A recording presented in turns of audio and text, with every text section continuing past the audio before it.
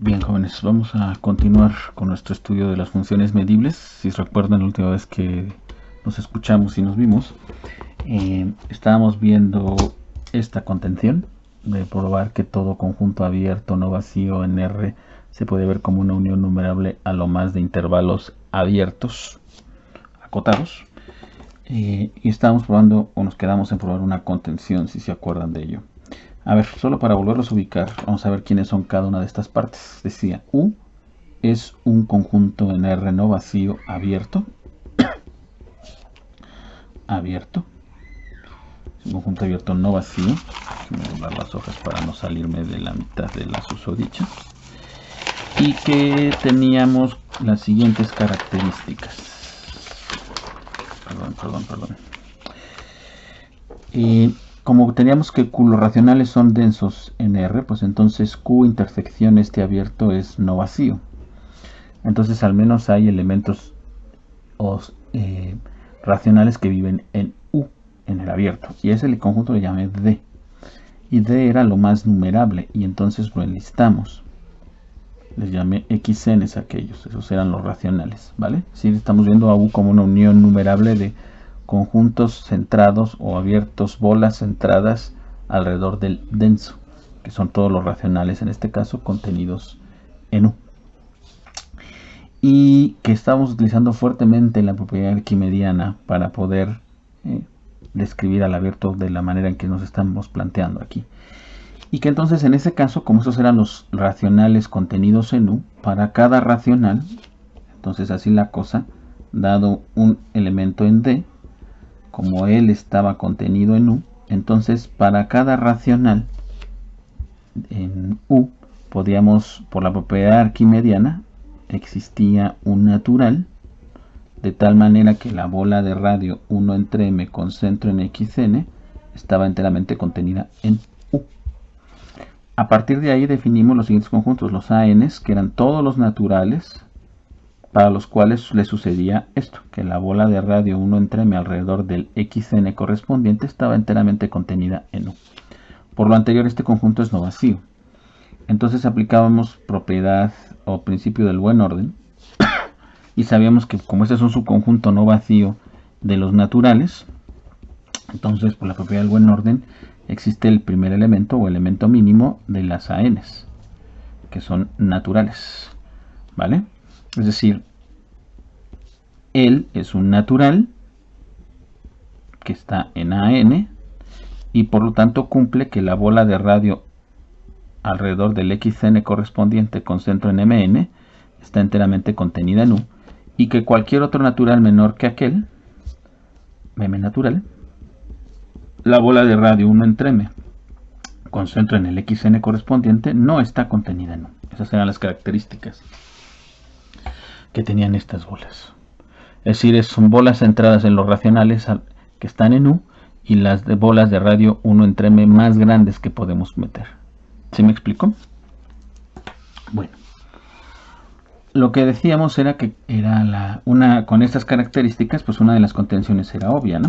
A partir de esta condición, pues la unión de todas estas bolas es evidente que están contenidas en U. O sea, esta contención era de Agatis. Lo interesante estaba en la otra contención. Es decir, si les daba un elemento en el abierto, entonces lo que habrá que probar es que existe un natural en el cual él está en la bola de radio 1 entre MN alrededor de un racional correspondiente. ¿Vale? Bueno, ¿qué vamos a hacer? Pues igual utilizar la densidad, pegarle un racional al susodicho, en ese caso. Lo vamos a hacer de la siguiente manera. Bien, fíjense bien. Tenemos lo siguiente. Bueno, entonces tomamos un elemento en U abierto. Entonces, de nuevo, por la propiedad arquimediana, existe un natural, hay un emésimo de tal manera, fíjense lo que vamos a hacer aquí. La bola de radio 1 entre M pensaríamos primero. Lo pongo así intuitivo porque van a ver por qué. Con centro en X estaría enteramente contenida en U. Pero voy a hacer todavía la bola un poco más chica ¿vale? No solo el de radio 1 mésimo, sino el doble en realidad. Digo, tomo una m suficientemente grande para que 2 entre m esté esa bola de radio 2 entre m alrededor de x esté enteramente contenida en u. Digo, puedo hacer la vecindad tan pequeña como yo quiera. Es decir, podemos a lo mejor para tener esta, tomar la bola de radio r y una bola de radio r, tomamos la mitad, meter ahí el mésimo y esa garantiza que no me salgo no de la mitad del radio, sino la de el radio más grande, ¿vale? Entonces, yo no sé si se ve bien aquí, pero lo voy a poner bien aquí, es la del radio 2 entre m, ¿vale? Esto es 2 entre m. ¿Me explico? Este es un abierto, entonces, de nuevo, como Q es denso, este abierto no vacío, porque X al menos está aquí, toca el denso, es decir, existe un elemento racional Q que está en la bola en cuestión, alrededor de X. Voy a tomar ahora la bola de radio 1 entre m. Es un juego aquí de agrandar y achicar las bolas. La de radio 1 entre m. Entonces, por propiedad arquimediana, una que se tiene esta vecindad alrededor de X con este radio enteramente contenida en U. Como Q es denso, cualquier abierto no vacío toca el denso, en particular este abierto. Eso implicará que él estaba contenido en Q. Si la bola de radio 2 entre m estaba contenida en U, pues la de radio 1 entre m con centro en X, pues con más razón está contenida en U. Entonces estaría en Q intersección U, que es D. En las palabras, es decir, Y es un elemento en D, y los elementos en D los hemos denotado así. Existe un natural para el cual Y es de la forma X entre N, que es un elemento en D, para acabar pronto. Y que en él se cumple, y sabemos que por construcción, ¿qué tenemos que se cumple? Que la bola de radio 1 entre m subíndice n mayúscula con centro en xn, esta bola está enteramente contenida en U, y que cualquier natural menor que m entre n, se tiene que la bola de radio 1 entre m con centro en xn no está contenida en U. M natural, evidentemente. ¿Vale? Eso se sabe por construcción. Bueno, aquí viene el tiro. Ya se le pegó entonces un xn que está aquí, en esta bola, que está en la bola correspondiente, el xn. Ya le pegamos un racional a x. Bueno, lo interesante es lo siguiente. Se afirma que para este elemento X está en la bola correspondiente. Está en la bola de radio 1 entre mn con centro en xn. Y entonces tendríamos una bola. Bueno, vamos a probar eso. Razón. Por reducción al absurdo. Supongamos que no. Supongamos que no. Que X no está en esta bola. Bueno, eso implicará entonces que la distancia, lo voy a poner con D, entre X y el centro está por arriba del radio, que es 1 entre mn. ¿Vale? Pero X y xn, X está en la bola de radio 1 entre m. Es decir, la distancia entre X y xn es menor, a su vez, que 1 entre m, por la densidad, así lo tomamos. Bueno, entonces, ¿qué tenemos aquí? Pues lo que se tiene es que, comparando, el natural m está por debajo del natural mn, el que habíamos elegido al inicio por la prueba arquimediana, con m natural, primer detalle. Pero aquí viene lo interesante. Por otro lado, ahora, considerando la bola de radio 1 entre m con centro en xn, es decir, un elemento aquí. Fíjense bien, estamos tomando ahora una bola con el mésimo de este radio, con ahora centrada en xn. Bueno, vamos a ver que la distancia entre ese elemento en esta bola y x ¿Ello qué cumple? Bueno, estará por debajo, aplicando la desigualdad del triángulo entre x y el centro xn, más, bueno, aquí era z, más la distancia entre xn y x. A ver, z estaba en xn, entonces por la condición de aquí arriba, esto mide o es menor que 1 entre m, mejor dicho. Y estamos suponiendo que la distancia entre xn y x, no suponiendo, también es menor que 1 entre m, porque así lo tomamos. Entonces esta distancia está por debajo de ¿quién? Del doble de m. Pero entonces significa que z está en la bola de radio 2 entre m con centro en x. Pero esta bola a su vez por construcción estaba esta bola contenida en U. Entonces z está en U. Pero si z está en U, significa que entonces toda esta bola, entonces lo pongo así, z está en U. Por lo tanto, vamos así, entonces z fue cualquier elemento en esta vecindad. Entonces esta vecindad está contenida también en U. Entonces la bola de radio 1 entre m con centro en xn mayúscula está contenida en U, pero m es más chico que m subíndice n, y se supondría que cualquier natural con radio más chico, ¿me entienden? O cualquier natural más chico, la bola correspondiente no está contenida en U. Entonces aquí hay una contradicción por la definición o por la construcción de m subíndice n.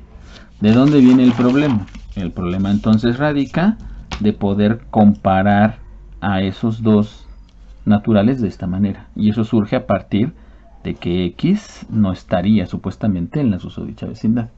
Entonces tenemos un problema. Entonces esto no puede pasar. Por lo tanto, pues sí. Entonces, de lo anterior, se tiene que x está en la bola de radio 1 entre mn, ese racional que se le pegó. Y este a su vez está contenido en toda la unión, en la unión numerable.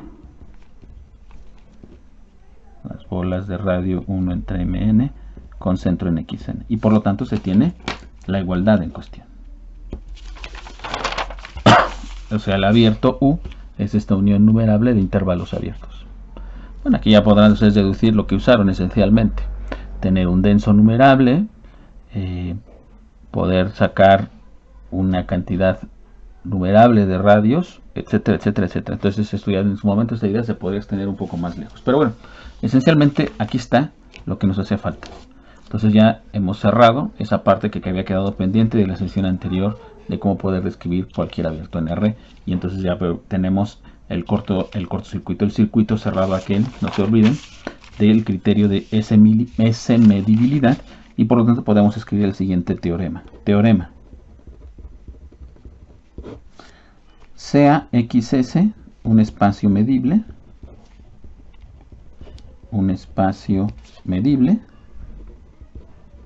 y F una función que va de X a R. Entonces, las siguientes condiciones son equivalentes. Las siguientes condiciones son equivalentes.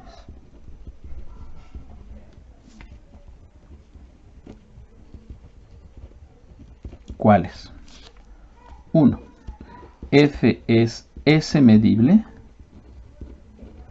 Es equivalente a que para cualquier número real se tiene que el conjunto E alfa en cuestión, acuérdense quiénes eran los E alfas, eran las X en X, para las cuales la función caía por arriba, o los valores de la función caían por arriba de ese alfa. Todos estos están en los medibles. Solo bastaría por ver con estos.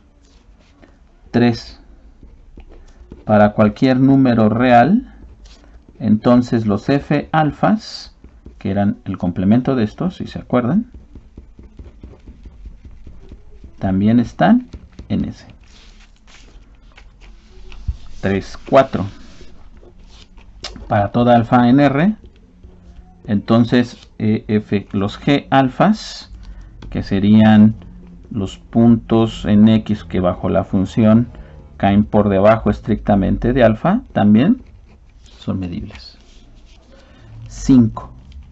Para todo elemento en alfa, el real, E, F, G, H, las H alfas, que son los complementos de las Gs,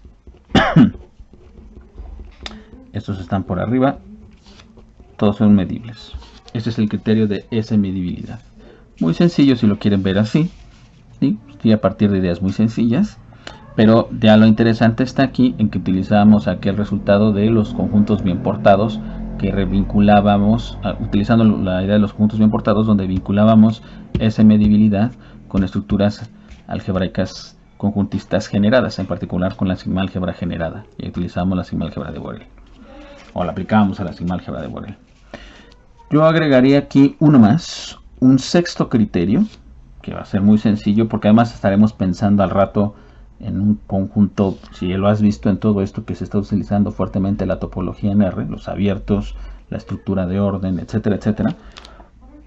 Y otro concepto topológico muy importante son, evidentemente, los compactos. Pero antes de los compactos, que está vinculado ahí a los compactos, es el rollo de ser cerrados.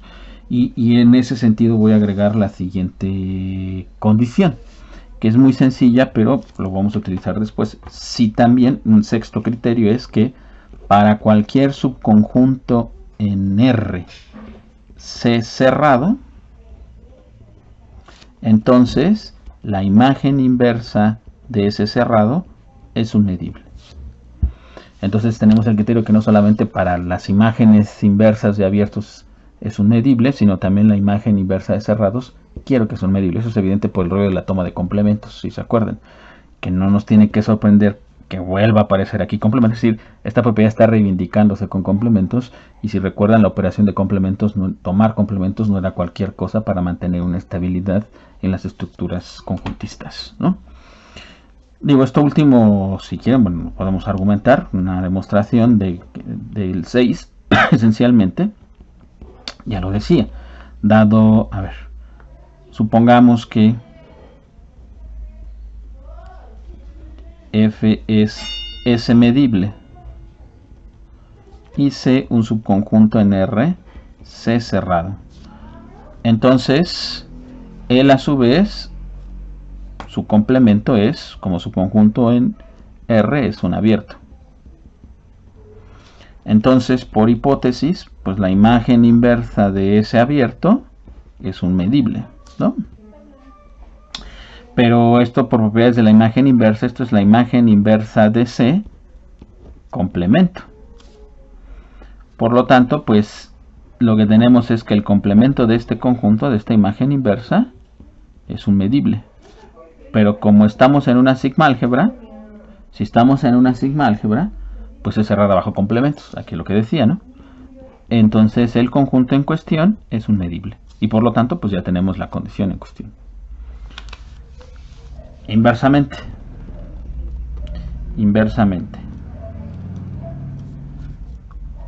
sabemos que, supongamos que se cumple que para cualquier cerrado en R, su imagen inversa es un medible. Pero la sigma álgebra de Borel es generada de tantos generadores que se vieron. En particular lo vieron, no sé ya ni cuál voy a tomar, pero por ejemplo voy a tomar estos intervalos, estos rayos. Ahorita van a ver incluso la importancia de estos rayos, esto va a salir más adelante. De estos rayos cerrados, ¿no? Entonces, pues estos son unos generadores, una familia E1, ¿vale? Y para los generadores tenemos que la imagen inversa es un medible. Entonces, por aquel teorema con el que empezamos esta discusión de medibilidad, ¿no? Entonces, 28, por el teorema al principio, el del criterio de que vinculaba la medibilidad con la sigma álgebra generada, se tendría que, pues si la sigma álgebra de Borel para sus generadores se cumple la condición de medibilidad, pues se tendría que F es S medible. Y muy sencillo todo esto, porque van a ver cómo poco a poco se va a ir escalando el grado de complejidad. Pues entonces ya tenemos un sexto inciso para el criterio de medibilidad. ¿Está claro? 1, 2, 3, 4, 5, 6 condiciones equivalentes o suficientes y necesarias para ver que una función sea S-medible, sin trabajar ya con todos los elementos de la sigma álgebra, sino con algunas familias muy particulares de conjuntos. Rayos esencialmente es lo que estamos viendo aquí. ¿Vale? ¿Estamos o no? Incluso pues también podemos agregarlo aquí, no solo para radios, sino podemos agregarlo para cualquier abierto, pues como se definió la sigma álgebra de Borel. Pero bueno, eso es en realidad lo que está descrito aquí. Bien, pues ya teniendo tantos criterios es evidente que esto debe de tener algunas consecuencias interesantes. Y eso es un poco hacia donde vamos a ir ahora. Es como ver los ejemplos. Yo sé que son ejemplos muy sencillos y algunos muy cortos en la página de Guillermo. Es en realidad el capítulo, así como están las cosas, el capítulo 2 apenas. Acabo yo de terminar de leer la primera página, ¿no? Voy apenas a leer esta segunda página, pero lo vamos a ver con mucho detenimiento. Y voy a ver los ejemplos hasta antes de llegar a los lemas básicos. Si vamos con pianito, como diría mi mito, despepitando lo que está detrás. Entonces, apenas llevamos insisto, a terminar, espero hoy, las dos primeras hojas del capítulo 2. O sea, hay que analizarlos con bastante detenimiento. Bien, entonces, consecuencias de todo lo anterior, pues digo, no es cualquier cosa el asunto, ¿no? Consecuencias. Consecuencias. ¿Vale? A ver. ¿Qué es de lo primero que podemos tener aquí? Lo siguiente. Pues lo que decíamos, ejemplos. Ejemplos. Muy bobos para empezar algunos, pero te van a ver, incluso en uno me voy a detener con otro detenimiento para otra vez va a salir la primera mediana. A ver, partamos de un conjunto cualquiera, evidentemente nada más no vacío. Y la sigma álgebra, pues la potencia. La sigma álgebra más grande que podemos definirle a un conjunto. Dada cualquier función de x en r, estoy tomando solamente valores reales, se tiene que una función cualquiera, f es S-medible. Mayor ciencia, ¿no? Pues eso es obvio. Razón, pues sea C o un cerrado o E alfa, ¿no? Con alfa, un subconjunto en R con alfa real, sea alfa un número real, entonces, mejor dicho, E alfa, pues que es la imagen inversa de este rayo, el rayo abierto alfa, infinito, pues esto es evidentemente un subconjunto de X y que es parte de la potencia de X, que es la sigma álgebra S. Entonces pues no tiene mayor ciencia, ¿no? O sea, cualquier función es función medible. Eso es lo que estaríamos diciendo aquí. Es decir, es muy grande la sigma álgebra, la potencia. Pero vamos un poco a ver lo siguiente. A ver, esto ya da la marca a lo que quiero decir, empezar a agregar ciertas notaciones. Notación, es decir, vamos a denotar como m que depende de x y de s. Estas van a ser todas las funciones que van de x en r y tales que f es S-medible. ¿Vale? Este conjunto. Entonces, ¿quién es este conjunto? Son todas las funciones, es el conjunto de funciones S-medibles. ¿Vale? Aquí va a surgir algo interesante. Con lo que estamos diciendo hace rato, es que cuando aquí tengamos a S como la sigma álgebra, la potencia de X, este conjunto coincide con el conjunto de todas las funciones de x a r, para acabar pronto, ¿no? Eso es lo que estaríamos diciendo del 1. Por lo anterior,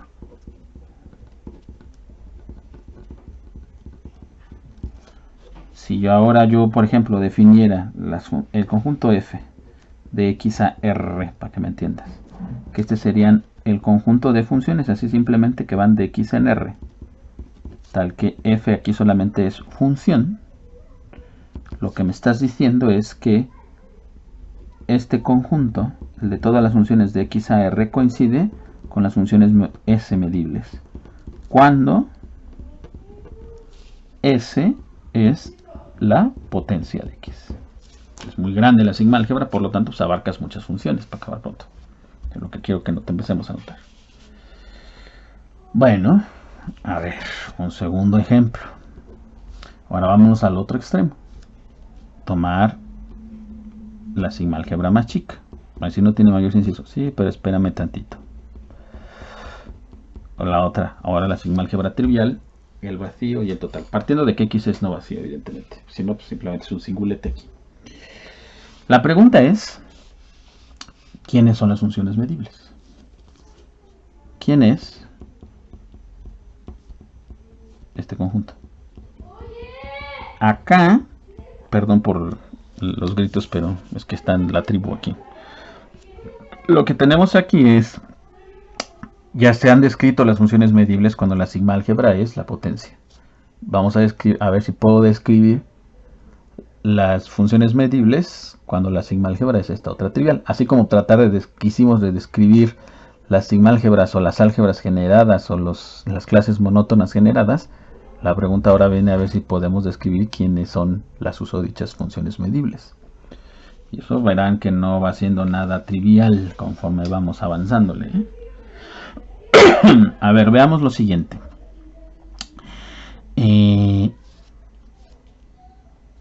Pensemos lo siguiente, solamente tenemos dos conjuntos medibles. Supongamos sea f una función s medible, tal que la susodicha tomara dos valores, tal que f, bueno, una función medible, voy a ponerla así, ok, tal que ella toma dos valores, tal que existen dos puntos x1 y x2 en x, tales que sus imágenes van a dar a valores distintos, reales distintos. Este le voy a llamar alfa 1, alfa 2, ¿vale? A ver, entonces, si yo tomara o consideramos los singuletes alfa 1 y alfa 2, evidentemente esto es como subconjuntos en R, porque acuérdense que toma valores reales, estos son números reales, ¿eh? Como subconjuntos en R, estos son subconjuntos cerrados, con la topología usual. Entonces, sus imágenes inversas son C1, un C1 y un C2, si lo quieren ver así. C1, C2. Las imágenes inversas de estos cerrados tendrían que ser medibles, por hipótesis. Estamos diciendo que son medibles y por el criterio que acabamos de ver. Para los dos. Pero, para empezar, vamos analizando. Cada uno de estos conjuntos, estos tienen que estar aquí. Ellos, para empezar, pues evidentemente x1 o el xi correspondiente está aquí. Para cada uno de ellos. Sus imágenes inversas. Eso implica entonces, primero, que estos conjuntos son no vacíos. Cada uno se lleva el xi correspondiente. Pero además, entonces no son, están en S, no son el vacío. Pero además, ellos tampoco son el total. ¿Por qué? Pues porque x2 no está en la imagen inversa del C1, ni x1 está en la imagen inversa del C2. O sea, no son x tampoco. porque no tienen a todos los elementos de X, en particular hay uno en cada uno de ellos. Entonces aquí tampoco están, no son el vacío, no son el total, pero se supone que están en ese. Entonces aquí tenemos una contradicción, porque en la sigma álgebra ese solamente está en el vacío y en total. El problema de dónde viene de haber construido los dos conjuntos CIs. Es decir, el problema viene de tener estos dos conjuntos distintos, que vienen de que los mandamos a imágenes distintas. Entonces, ¿qué quiere decir eso? Que si yo tengo una función medible, no puedo mandarlo a valores distintos. Todos van a parar al mismo valor. Eso significa entonces, por lo tanto, si la función es medible, eso implica que f es constante. ¿Vale? Entonces toda función medible aquí es una función constante. Si la sigma álgebra es ahora la otra, la trivial. Pero lo interesante va a ser que eso es un sí, solo sí. Y entonces ya tendríamos descrito aquí también, para este caso, quiénes son las funciones medibles. Aquí solamente se colapsa ahora. Las funciones medibles solamente son las funciones que constantes. Estamos. Entonces, ¿qué tendríamos aquí? Vamos a probar lo siguiente. E inversamente. Inversamente. Estamos, insisto, el conjunto es no vacío, la sigma álgebra es el vacío y el total, para que se acuerden. Supongamos que f de x en R es constante. Es decir, f de x es igual a un cierto valor d, por decirlo. Bueno, lo que queremos aprobar es que la función es medible. Vamos a usar alguno de los criterios de esa medibilidad. A ver, no sé, voy a tomar los E alfas. E alfa, entonces por demostrar, esto equivale a probar que para todo alfa real, el E alfa correspondiente es medible. Está en ese, es decir, es el vacío o el total. Eso es lo único que tenemos que ver. Recuerden quiénes eran estos, son las imágenes inversas de estos rayos abiertos. Aquí es alfa. Sí, son los puntos en X tales que bajo F son mayores que alfa. ¿Vale? Bien, a ver, vamos viendo. Hagamos un pequeño esquema porque esto puede ponerse interesante. Tenemos aquí los reales. Por aquí estará el valor constante d al que la función los manda.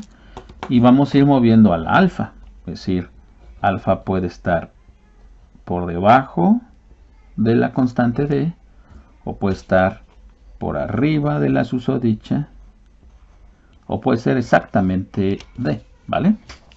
Pero vamos a ver qué va a salir, porque incluso aquí sale algo interesante que se puede plantear, refinar más el razonamiento de que estamos haciendo.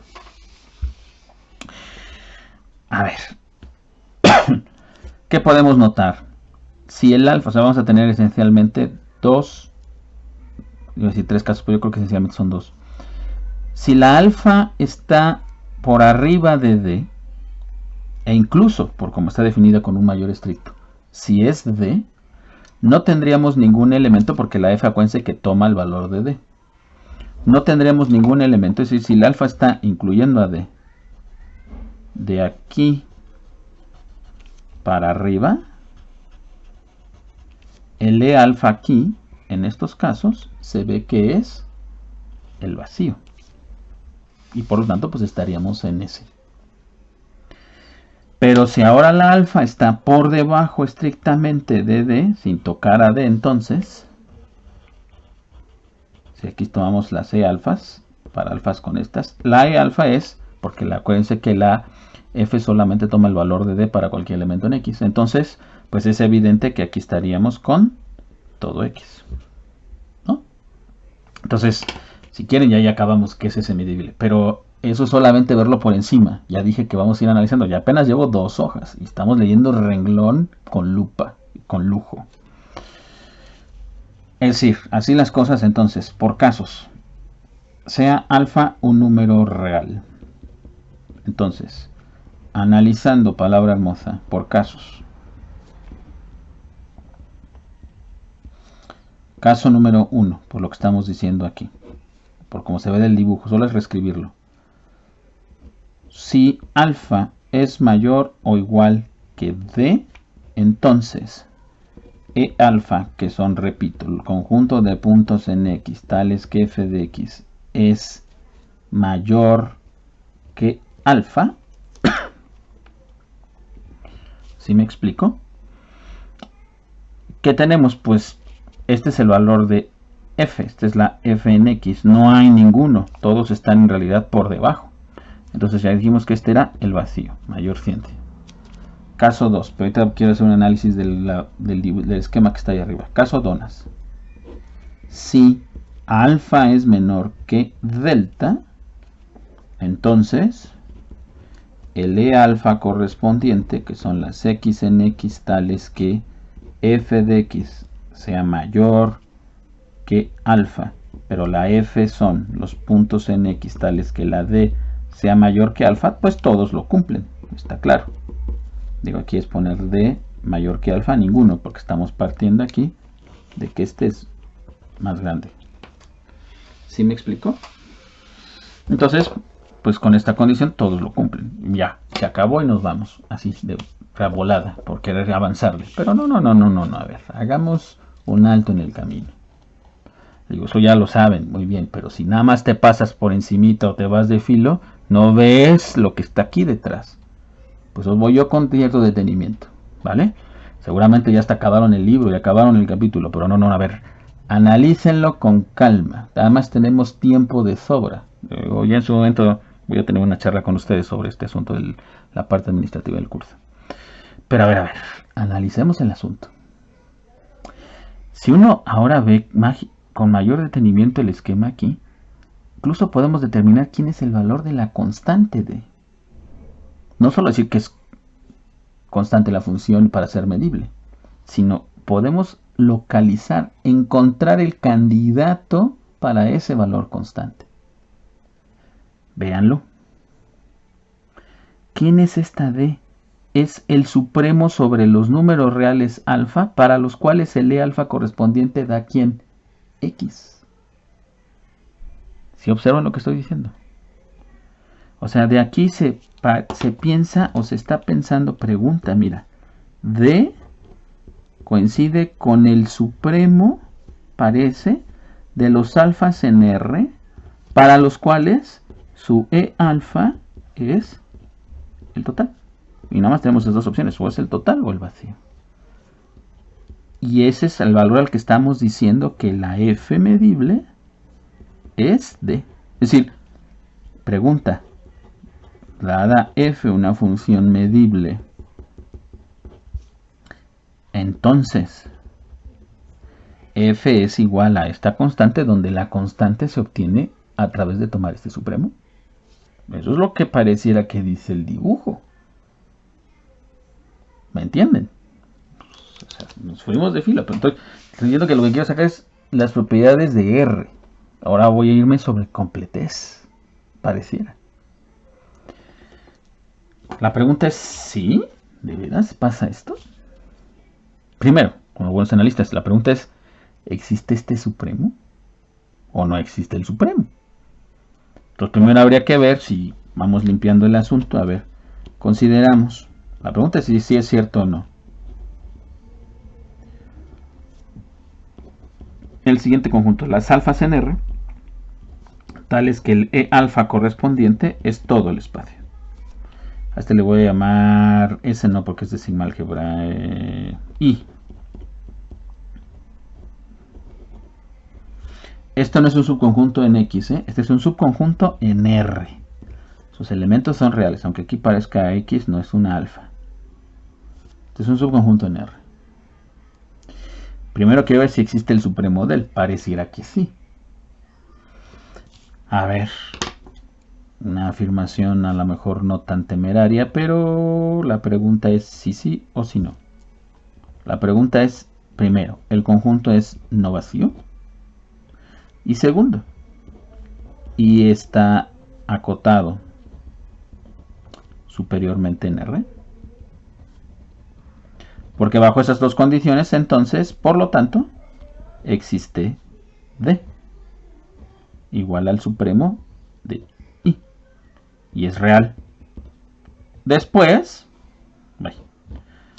habría que ver si D es el valor de la función medible, partiendo de que es una función medible. Consideramos este conjunto, entonces consideramos f una función medible y definimos este conjunto. Ese es el punto ahora. Bueno, vámonos poniendo de acuerdo. Razón de lo primero. Supongamos que no, que es vacío.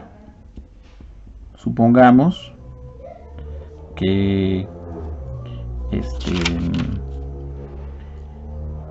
I es el vacío. Entonces, no hay ningún número real para el cual su huella alfa correspondiente es X. Eso significa que para todos los alfas en R, L alfa es el vacío, porque como estamos con la sigma-álgebra S, que solamente tiene al vacío y al total, pues si el E alfa no es X, pues tiene que ser el vacío, porque solamente hay Ochana Juana. ¿Está claro? Entonces este es el vacío. Pero si este es el vacío, entonces el punto está que en particular, para cada natural, el EN correspondiente, pero ahorita voy a decir que no va a ser tanto el EN. Estos conjuntos son vacíos, los EN. Sí, pero veamos viéndole el asunto otra vez, un dibujito. Aquí está. El EN va creciendo. A ver, acuérdense cómo eran estos. Se paraban en un alfa, en un natural, y crecen para arriba. Pero en realidad ahora, para irme con las N's creciendo, pues esto va como creciéndose pequeño, pequeño, pequeño, pequeño, pequeño. Lo vamos a hacer ahora hacia abajo. Es decir, vamos a tomar todos los negativos para abajo. Entonces, en particular, para cada natural, aquí me llevan, el E menos N es vacío. Ojo aquí, Entonces estoy yendo para abajo. Y esto, insisto, para cada natural. Eso significa entonces, así como están las cosas, que la unión, porque voy a unir todos, y si vas uniendo todos, para allá se va haciendo pequeño para atender al vacío. Si aquí las vamos uniendo, lo que me va a salir es todo R, ¿no? Es intuitivamente. Entonces, si tomamos la unión de todos estos, de los E menos N, que por un lado es unir puros vacíos, pues entonces esto es el vacío, porque estamos suponiendo que todos son vacíos. Pero por otro lado, sabemos que esto es la unión numerable, por cierto, la numerabilidad otra vez. ¿Quién era cada E alfa? Dijimos que era la imagen inversa del correspondiente rayo, con este extremo, el extremo alfa. Entonces aquí estaríamos con el rayo menos n, infinito. ¿Vale? Pero aplicando entonces propiedades de la imagen inversa, podemos llegar a lo siguiente. Nada más déjenme ver porque se me acabaron las hojas. Podemos hacer lo siguiente. Fíjense bien. A ver aquí. 30, 29, 31. Bueno, aquí le voy a poner 31. A ver hasta dónde llego. Fíjense bien. Entonces, aquí, aplicando propiedades de la imagen inversa, esto se podría ver entonces como la imagen inversa entra a la unión de todos estos. ¿Sí me entienden? Y entonces vamos creciendo. Van creciendo los intervalos. Menos n, menos m, etcétera, etcétera, etcétera. Entonces, al final, ¿quién es esta unión? Pues es la imagen inversa de R, ¿no? Pero la imagen inversa de R, ¿quién es? Pues es regresar todo, pues es simplemente X. Pero entonces estamos diciendo que X es el vacío.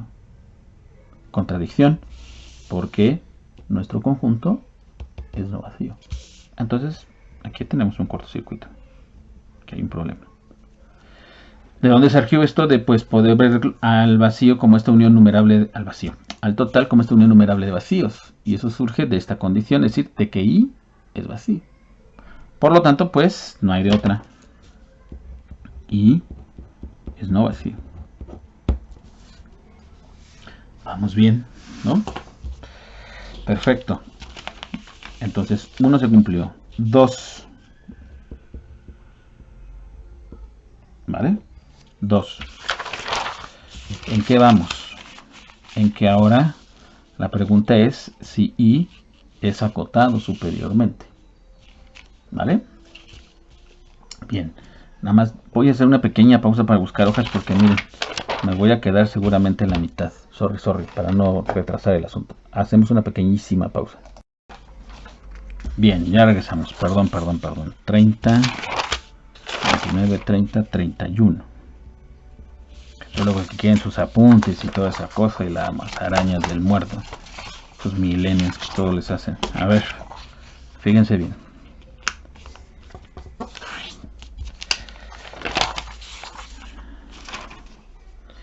Bueno, vamos entonces con la segunda condición.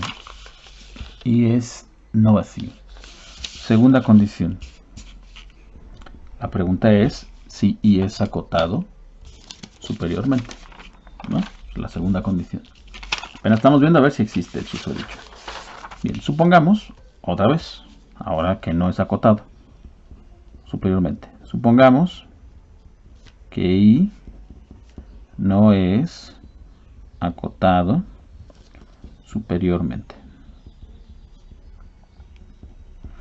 ¿Eso qué significa entonces? Pues que no hay una cot superior. Así que para cada natural, por ejemplo, existe un alfa, ¿no? N en I, tal que alfa N le gana a N. ¿Sí? Ahora, nótese que como alfa N está en I, entonces el E alfa correspondiente, por estar en I, recuerden quién era I. Y son los elementos en R para los cuales su E alfa es el total. Esto es el total. Es X. ¿Vale?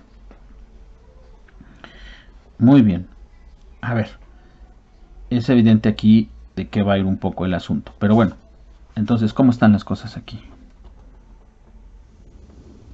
Fíjense bien. Tenemos entonces el E alfa N y que le va ganando a cada natural. ¿Sí me explico?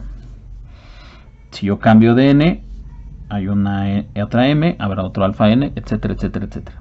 Bien. ¿Qué tenemos aquí? A ver, este está por debajo de este escalar. ¿Vale? La pregunta es cómo están comparados, ¿no? Los ENs correspondientes en ese sentido. Pero bueno, a ver, te lo digo. A ver, entonces. Vamos a decirlo mejor así. Ahora. Una observación.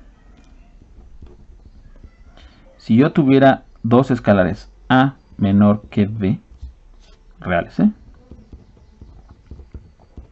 la pregunta es cómo se comparan los EA correspondientes, ¿vale? Los E alfas. Es decir, si uno está contenido en el otro, creo que va a estar claro de qué va. Pero es una observación tonta, pero ahorita va a venir la clave. A ver, si yo tomo un elemento, si yo tomo un elemento en EB, entonces sabemos que por estar en EB, f en x es mayor que b. Porque acuérdense quién eran los E's, ¿vale? Aquí están. E alfa eran cuyas imágenes inversas son estos rayos. Entonces f en x es más grande que E alfa. Entonces si x está en EB, f en x es más grande que b, porque el alfa aquí es b. Pero este sabemos que es mayor que a. Entonces f en x pues es mayor que a. O sea, para acabar punto. X está en EA. En las palabras, se invierte el orden. Si a es menor que b, EA se traga a EB. ¿Vale? Entonces con esta observación lo que podemos sacar es que como el E alfa n es x, pues entonces este también es EN. Porque las alfas n son mayores que la alfa n correspondiente es mayor que n. Y esto lo tengo para cada natural. ¿Sí? Bueno, entonces aquí viene el tiro. ¿De dónde? Ahora, en lugar de unir, como van las n's, van a ir creciendo, se va a ir haciendo pequeño, pequeño, pequeño, van creciendo ahora hacia esa dirección, se van como cerrando, ¿no? Por allá en el mundo al infinito se van cerrando. Tenemos lo siguiente: la intersección de todos esos rayos, creo que está claro que va a ser el vacío. Digo, el vacío siempre está contenido en cualquier conjunto, y aquí no puede haber ningún número, aquí no puede haber ningún número real, está clarísimo, porque ¿cómo se llama? Se lo comen. ¿Sí me expliqué? Bien. Vamos entonces a hacer lo siguiente. ¿Cómo está la cosa? Ah, sí. Digo, entonces no hay ningún número real aquí. Es que estoy viendo que creo que ya la regué en la grabada. Pero bueno, se va a ir entonces en dos pedazos. Fíjense bien. Vamos entonces en lo siguiente. ¿Cómo está la cosa aquí? Ah, sí. Esto es el vacío. Ya. Eso significará entonces lo siguiente. La imagen inversa, estos son los n's, ¿no? Esta es la intersección. No. Entonces, la imagen inversa de esta intersección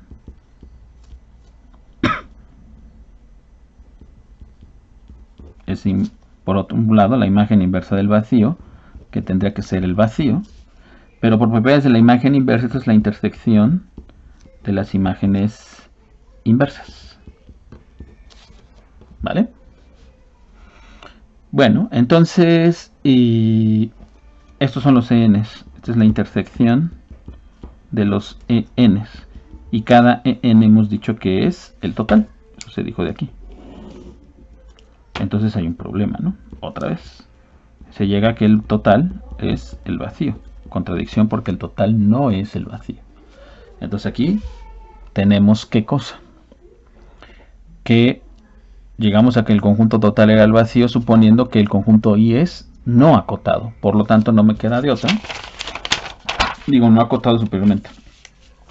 No queda de otra más que I es acotado superiormente.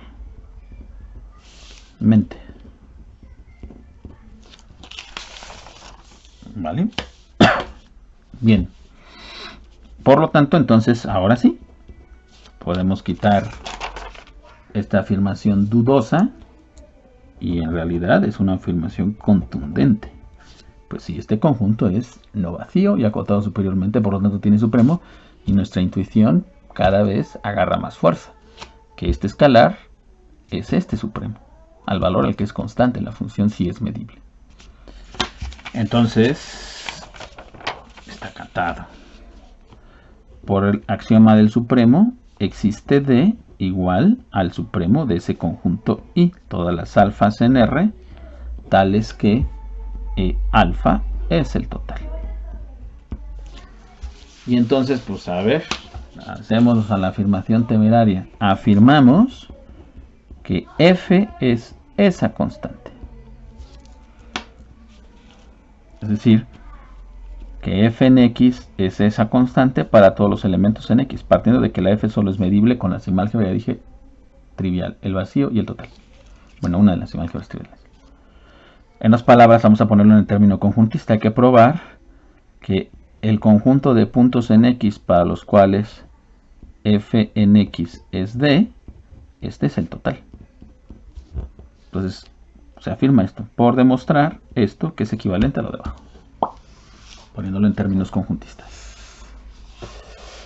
Ahora, es muy fácil, digo, estoy usando los alfas, entonces ahí me voy a ir. Esta es la D. ¿Quién es D? ¿Quién es este conjunto?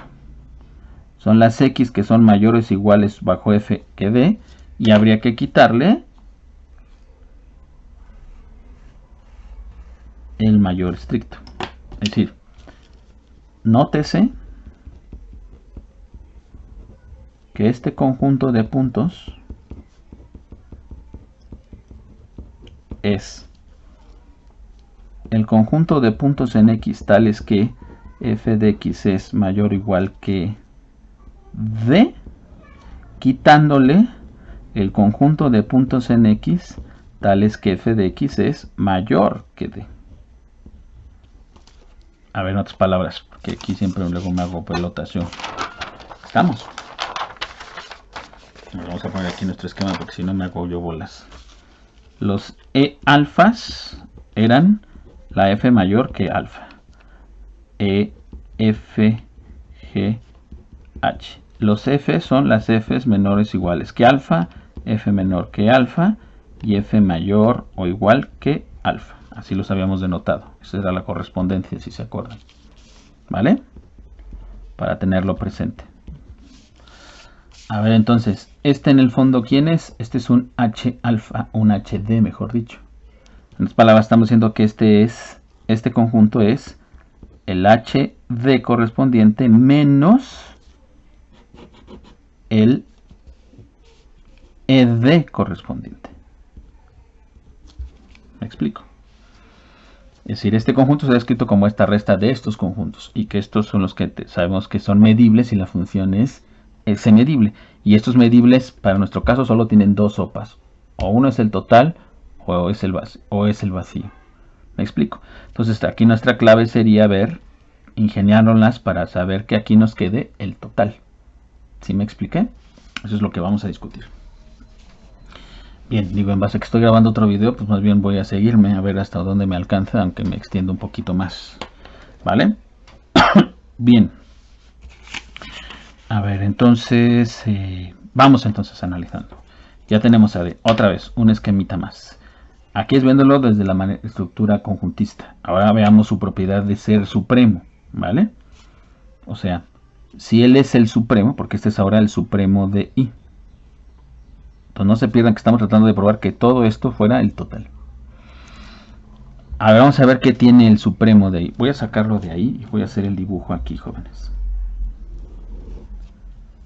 Aquí está D. Bien, a ver, por ser el supremo de I, ahora viéndolo desde la perspectiva del supremo, sabemos que tiene dos características, que es cota superior del conjunto I y que es la más chica de las cotas superiores. ¿Vale? A ver, viéndolo en la primera instancia, que es el ED, ¿vale? Bueno, no sé si es el ED. El HD. A ver, el HD era con el cerrado, entonces voy a irlo viendo, ok, para abajo. Vamos a verlo primero con el ED. El ED es este. ED toma el abierto. ¿Sí? Bien. Recuerden quién era I. I es este conjunto. Este que está acá arriba. Este sí. Este sí. ¿Vale? ¿Qué tiene él? Bueno, son los escalares reales tales por los cuales L alfa es el total. Pero la D es cota superior de este conjunto. Entonces, si yo tomo alfas por arriba de D, esta alfa ya no puede estar en I, porque esta es cota superior. Pero si ya no puede estar en I, entonces el E alfa correspondiente tiene que ser ya no el total, sino ser el vacío, porque solo tiene de dos sopas, recuérdenlo, con la sigma álgebra S que estamos trabajando. Entonces, podemos hacer las siguientes observaciones. Observación. Si alfa es mayor que D, entonces alfa no puede estar en I, y eso implica que el E alfa correspondiente es el vacío. Eso se sigue por la definición de I. Y eso lo tengo para todas las alfas mayores que D. ¿Vale? Bueno, entonces, ¿qué podemos decir en particular? No puedo hablar todavía de D, sino solamente de alfa, porque con D no se da la cuestión del mayor estricto. Ese es como el pequeño problema ahorita. ¿Sí me expliqué? Bueno, entonces, ¿qué vamos a poder inferir? Ahorita tenemos esta parte con los C alfas. Ahora, ¿qué pasa si yo estoy con un alfa hacia abajo? Si alfa ahora es menor que... Ay, voy a poner delta. Menor que D. Bueno, entonces este conjunto, escalar, perdón, no puede ser cota superior de i. Si me echo tantito para atrás del supremo, aquí se tiene que colar, aquí se va a tener que colar un alfa 1 que esté en i. ¿Vale? Entonces existe un alfa 1 en i tal que ese alfa que tomamos es menor que alfa 1, ¿vale? Pero este sí sé que está en i. Y por lo que probamos, desde que digo que parecía una babada, esta observación, si a es menor que b, entonces los e correspondientes se invierte el orden, ¿no? Digo, el orden aquí es en números reales, aquí el orden es la contención. Entonces aquí lo que tendríamos es que así las cosas, el e alfa, ¿vale? Está conteniendo al e alfa 1, pero alfa 1 estaba en i, y si estaba en i, este es todo x. ¿Me explico? Por lo tanto, este conjunto también es x, es decir, aquí llego ahora al otro extremo. Los c alfas aquí son todo el espacio, cuando la alfa sea menor que d. Entonces, en resumen, para alfas por acá arriba, el e alfa es el vacío, ¿vale? Con alfas mayores que d. Mientras que para alfas por debajo, el e alfa es todo el espacio, cuando la alfa es menor que d. Entonces con eso ya podemos trabajar y descubrir quiénes son estos. ¿Sí me entienden? El ed, ese es el punto. Ed es con el cerrado, recuérdenlo. Con el cerrado. Pero lo vamos a poder aproximar con rayos de este estilo, tomándolo por abajo, ¿no? A ver, ¿a qué me refiero? A ver, entonces, tenemos esto. Así las cosas. Así las cosas.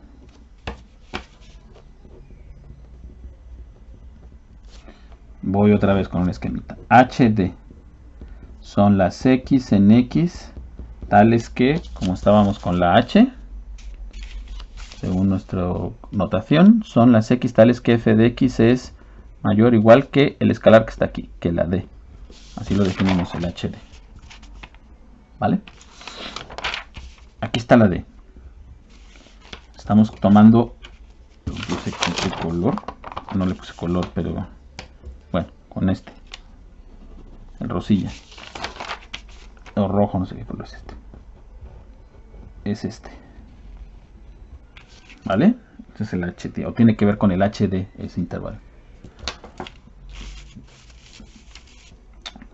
¿Cómo lo puedo obtener? Puedo obtener este intervalo cerrado tomando abiertos, rayos abiertos, por debajo.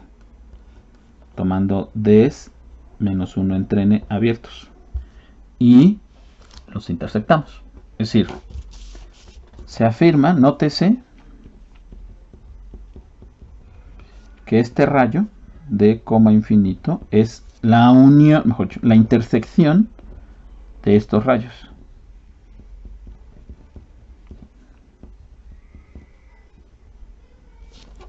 ¿Vale? A ver, razón otra vez es propiedad arquimediana, si mi memoria no me falla. Para acá, sea x, digo pues un proceso de aproximación, en esta intersección. Entonces, x es mayor que d menos 1 entre n para todo natural. Tomando límites, como no se preserva necesariamente la desigualdad, lo que tendríamos es que x es mayor o igual que d. Eso significa que d, mejor dicho, x está en este intervalo. Inversamente, sea x un punto aquí. Entonces x es mayor o igual que d, y este a su vez es mayor que d menos 1 entre n para todo número natural, porque le estamos restando algo positivo. Entonces x es estrictamente mayor, se preserva la desigualdad estricta, que estos escalares para todo número natural. Entonces ya, x está en el lado izquierdo, digo derecho, léase en esta intersección. Otra vez es propiedad arquimediana, decía que era sacarle jugo a la propiedad arquimediana en este sentido. Bien, digo, esto es un ejercicio de cálculo 1. Pero esto tiene algo interesante ya para lo que nosotros queremos. Así las cosas, entonces, la imagen inversa de este rayo cerrado, que no es otra cosa más que el HD, ¿vale? No es más que la imagen inversa de todas estas intersecciones, ¿vale? De menos 1 entre n, infinito. Pero otra vez, por propiedades de la imagen inversa que se porta bien, esto es la intersección desde n igual con 1 hasta infinito de estas imágenes inversas, de estos rayos. Pero estos son los famosos E alfas. Esta es la intersección de E de menos 1 entre n con estas alfas. Pero estas Ds de menos 1 entre n son menores que D. ¿Está claro? Y para las alfas menores que D, sabemos que el E alfa correspondiente es ¿quién? Todo el espacio. Entonces, esto es menor que D, por lo que ya habíamos analizado, esto es la intersección de puros, todo el espacio X, de puros X, decía la abuela. Entonces HD es todo el espacio. Entonces este es todo el espacio. Ojalá y este sea lo que tiene que ser, que fuera el vacío, para que entonces la resta fuera ya simplemente todo el espacio y llegamos a la conclusión que queremos. Esa es la parte, lo último que quiero hacer aquí para cerrar esta primera o esta sesión que ya se extendió un poco. Estamos. Bien, entonces resta probar que el ED correspondiente es el vacío. Otra vez. Aquí está D, que es el ínfimo, y me voy a aproximar a este. Pero lo quiero hacer con intervalos abiertos o rayos abiertos.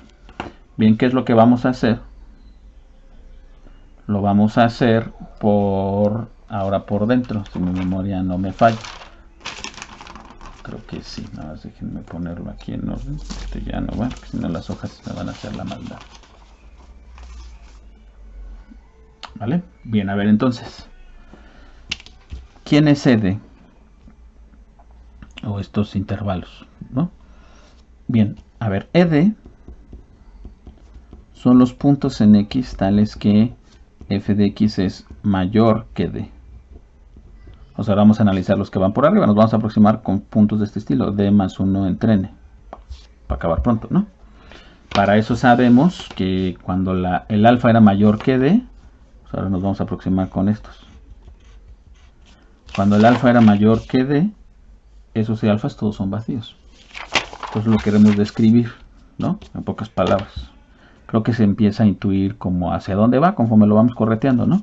Se afirmaría que el ED sería la intersección, no, la unión, que vamos a irlos pegando, la unión numerable, otra vez, de los ED más 1 entre n. En unas palabras, está muy fácil, ¿no? O sea, razón de este asunto, pues otra vez, propiedad arquimediana.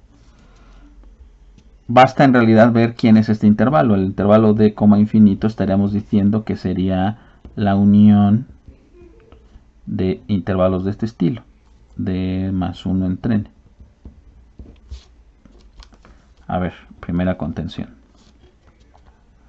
Sea x o alfa, bueno sí, o x un número real aquí. Entonces x es mayor que d, estamos en R. Por la propiedad arquimediana hay un enésimo, de tal manera que esta resta está por arriba de un enésimo. Existe un natural. De ahí ya tenemos que entonces x es mayor que d más 1 entre n. Entonces x está ya en este intervalo. Para algún natural. Por lo tanto, x está en la unión de todos ellos. D más 1 entre n, perdón, como infinito. D más 1 entre n como infinito. Para la otra contención que tendríamos, sea x un punto en la unión, pues está más fácil, ¿no? Entonces x es mayor que d más 1 entre n, que a su vez es mayor que d, entonces es evidente que x es mayor que d, es decir, x está en este intervalo, d, infinito. Entonces se da la contención, se da esta igualdad, y ya nada más hay que tomar imágenes inversas, y se tiene el rollo con las s, ¿no? A ver, déjame ver. 31, 32, 33, ya acabo, ¿eh? 33, pues entonces ya tenemos el asunto. Así las cosas, lo escribo aquí. Así las cosas. Tomando imágenes inversas, la imagen inversa de este rayo, que es ED, es la imagen inversa de esta unión numerable.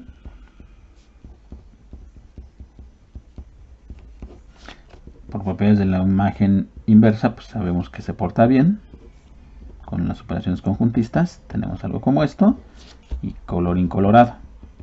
Esta es la unión numerable de los E correspondientes con Ds mayores o alfas mayores que D. Y por lo que habíamos ya probado, para alfas mayores que D, el E alfa es el vacío. Entonces estos a su vez son las uniones de puros vacíos. Pues esto es vacío. Por lo tanto ED es vacío. Y si ED es vacío, pues entonces color incolorado de todo lo anterior que tengo. Bueno, pues entonces ya quedamos. El conjunto de puntos en X para los cuales f de X es D, que quedamos que era H en D menos ED, y H en D se probó ya, por lo que hicimos hace rato, que H en D es todo el espacio. Entonces esto es X menos ED, que es el vacío, por lo tanto pues esto es X. Pues sí, entonces ya estuvo. Sí es cierto que la constante D es este supremo. ¿Vale? Bien, vamos a pararle aquí, chicos. Perdón por la interrupción y que vaya a ir esto cercenado, pero bueno, se me fue el avión aquí con las hojas. Bien, como vieron entonces, no es cualquier cosa este rollo de analizar con lupa los ejemplos. Y Guillermo dio más ejemplos ahí que seguiré analizando en la siguiente sesión con lupa, ¿vale? Por ahora le vamos a parar aquí, insisto. Voy un poco lento para variar, pero esperaría yo que en estas semanas ya tupirlos de todas estas sesiones para poder ya cerrar con este otro capítulo de las funciones medibles, ¿vale? Bien, cuídense mucho, chicos. Nos vemos, mejor dicho, nos escuchamos pronto. Bye.